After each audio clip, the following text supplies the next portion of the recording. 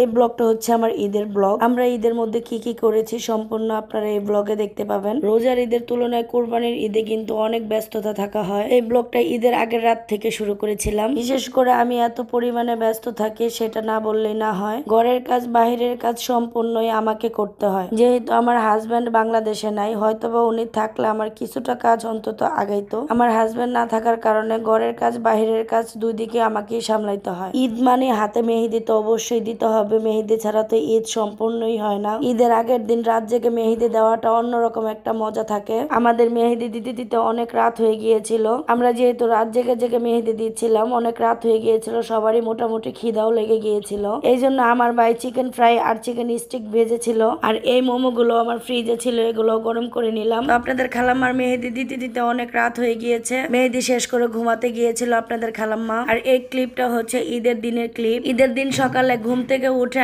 আবার ঘুমায় পড়ছিল এই দোলনার মধ্যেই। আপনাদের খালাম্মাকে আমি ডাকাডাকি করে চলে গেলাম রান্নাঘরে। রান্নাঘরে আজকে আমি রান্না করতেছি রোস্ট, আর এদিক দিয়ে আমার আম্মা সেমাই রান্না করে পাঠাই দিছে। আর আমার ঈদের দিনের রোস্ট রান্নাটা অনেক মজা হয়েছিল, দেখতেও অনেক সুন্দর হয়েছিল, সেটা আপনারা দেখেই তো বুঝতে পারতেছেন। বরাবরই আমার হাতের রোস্ট নাকি মজা হয়। তো রোস্ট রান্না শেষ করে চলে যাচ্ছে এখন পোলাও রান্না করতে। আজকে আমার বাসায় কিন্তু সবাই আছে, আমার ভাই বোন ভাইয়ের বউ সবাই, শুধু আমার আম্মা আব্বা তাদের বাসায় ছিল। আপনাদের খালাম্মা তো গোসল টোসল করে জামা পরে নিল। তারপর আমার মেজো বোন আমার মেয়েকে সাজিয়ে দিচ্ছিল। এই যে সুন্দর করে সেজে মেজে চলে আসলো, সাজগুজ শেষ করে আমাকে এসে বলতেছে আমাকে কেমন লাগছে বলো। এই ড্রেসটা কিন্তু আমি একটা গজ কাপড় এনে বানিয়ে দিয়েছিলাম। আমি যে কিভাবে এই ড্রেসটা বানিয়েছিলাম এটার একটা ব্লগ ভিডিও আসতে চলেছে, আপনারা কাল পরশুর মধ্যে দেখতে পাবেন। আমরা ঈদের দিন দুপুরের খাওয়া দাওয়া করে চলে গেলাম ছাদে। আমরা কিছু কিছু কারণে ঈদের দিন আমরা কোরবানিটা দেওয়া হয়ে ওঠে নাই। আমরা চিন্তা করেছি ঈদের পরের দিন আমরা কোরবানিটা দিব, তাই ঈদের দিন সাজুগুজু করে দুপুরে খাওয়া দাওয়া করে ছাদে চলে আসলাম একটু ঘোরাঘুরি করতে,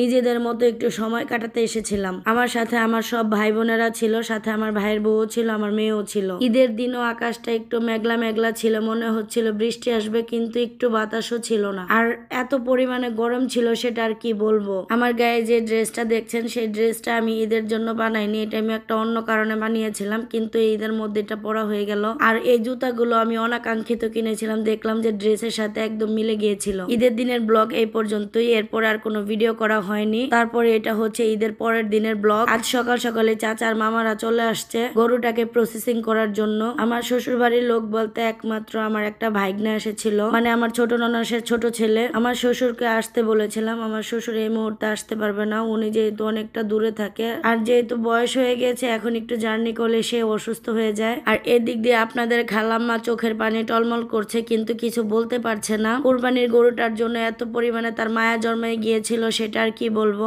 আমাদের কুরবানির গরুটা কিন্তু তেজি ছিল, সামনে কেউ যেতে পারতো না। যেদিন প্রথম দিন গরুটা এনেছিলাম সেদিন আমার আব্বাকে 3বার ঢুস দিয়ে ফেলে দিয়েছিল, যেহেতু আমার আব্বা ছাড়া আর কেউ খাবার দিত না। গরুটা আমার আব্বার ভক্ত হয়ে গিয়েছিল 3-4 দিনে। গরুটা যখন প্রসেসিং করতেছিল তখন আমি আমার আব্বাকে বলেছিলাম আমাকে কিছু মাংস দিয়ে দাও, যারা কাজ করতেছে সবাইকে খাওয়াতে হবে, সবাই যেহেতু খাওয়া দাওয়া করবে এই জন্য আমি তাড়াতাড়ি মাংসটা ধুয়ে রান্নাতে বসিয়ে দিচ্ছিলাম। আর গরুর মাংসটা এইভাবে মেখে ঝুঁকে বসাইতে আমার কাছে ভালো লাগে। তো এই কারেন্টের চুলার মধ্যে আমি তরকারিটা বসিয়ে দিয়ে গেলাম, বসিয়ে দিয়ে এখন চলে যাব নিচে। আর এদিক দিয়ে এসে দেখি আপনাদের খালাম্মা সুন্দর করে নাস্তা করে নিচ্ছে। সকাল থেকে মনটা ভীষণ পরিমাণ খারাপ ছিল, তাই নাস্তাটা একটু দেরি করেই করছে। আমার আম্মা বাসা থেকে একটু দেরি করে আসছিল, বাড়ি থেকে আসার পরে আমার দুই নানু আর আমার আম্মাকে দিয়ে দিলাম বুড়ি পরিষ্কার করতে। বুড়ি পরিষ্কার করতে দেখে আমার বিশেষ করে একটা কথা বেশি বেশি মনে পড়ছিল। যখন শ্বশুর বাড়িতে থাকতাম তখন আমার শাশুড়ি যতদিন সুস্থ ছিল ততদিন পর্যন্ত বুড়ি পরিষ্কার করতো আমার শাশুড়ি আর কাজের মহিলারা। আমার শাশুড়ি অসুস্থ হওয়ার পরে বুড়ি পরিষ্কার করার দায়িত্ব ছিল আমার আর আমার মেজো জার। এখন তো বর্তমানে যার যার সংসার তার তার কাছে।